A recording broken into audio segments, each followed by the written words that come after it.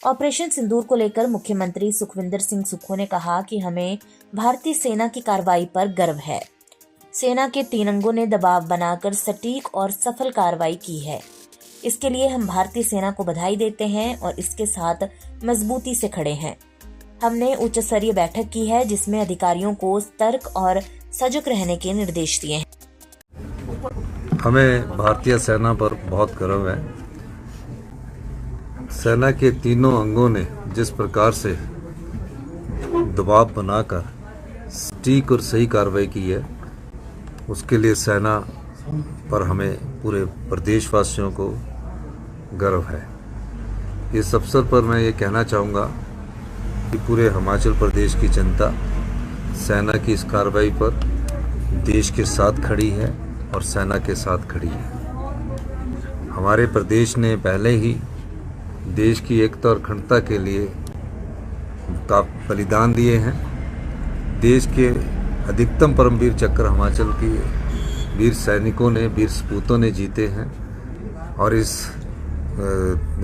जो पहलगाम पर जो आक्रमण हुआ था, पर्यटकों पर नृशंस हत्या की गई, उसका जवाब जिस प्रकार सेना ने दिया है, हिमाचल की जनता भी उन पर गर्व महसूस करती है और पूरे प्रदेशवासी इस समय देश के साथ खड़े होकर एकजुटता और देश की एकता और अखंडता का परिचय दे रहे हैं। आपने हाई लेवल मीटिंग आज बुलाई है? मैंने प्रदेश के संदर्भ में हाई लेवल मीटिंग इसलिए बुलाई है क्योंकि हमारा जो क्षेत्र है वो भी कुछ पाकिस्तान की सीमा के साथ जुड़ा हुआ है और हमने कहा है कि हमें जागरूक रहना है। घबराने की कोई बात नहीं, पर जागरूक रहना है और भारत सरकार के जो दिशा निर्देश है, जो गृह मंत्रालय द्वारा जारी किए जाते हैं, उनका अनुपालन करना है और अपनी तरफ से भी जागरूकता अपनानी है।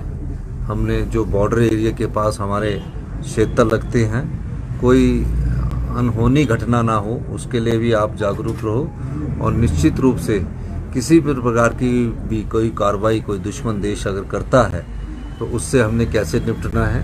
पूरे प्रदेश की जनता एकजुटता के साथ ये जो कोई किसी भी प्रकार का कोई भी वारदात होती है उसका सामना करने के लिए तैयार है। इसलिए हमने सभी अधिकारियों को दिशा निर्देश दिए हैं, सभी जिला अधीक्षकों को दिशा निर्देश दिए हैं और साथ लगते बाउंड्री के जहां जिला अधीक्षक उनको सचेत रहने के लिए बोला है और अपनी सुरक्षा को सुनिश्चित करने के दिशा निर्देश हमने दिए हैं। और जो भी टेक्नोलॉजी के आधार पर हम इनपुट गैदर कर सकते हैं, उस टेक्नोलॉजी को भी मजबूत करने की बात कही गई है। और सोशल मीडिया के द्वारा कई बार भ्रामक प्रचार किया जाता है, उस भ्रामक प्रचार को जो दुश्मन देश के द्वारा किया जाएगा उससे भी कैसे निपटना है, इस सब संदर्भ में हमने दिशा निर्देश दिए हैं।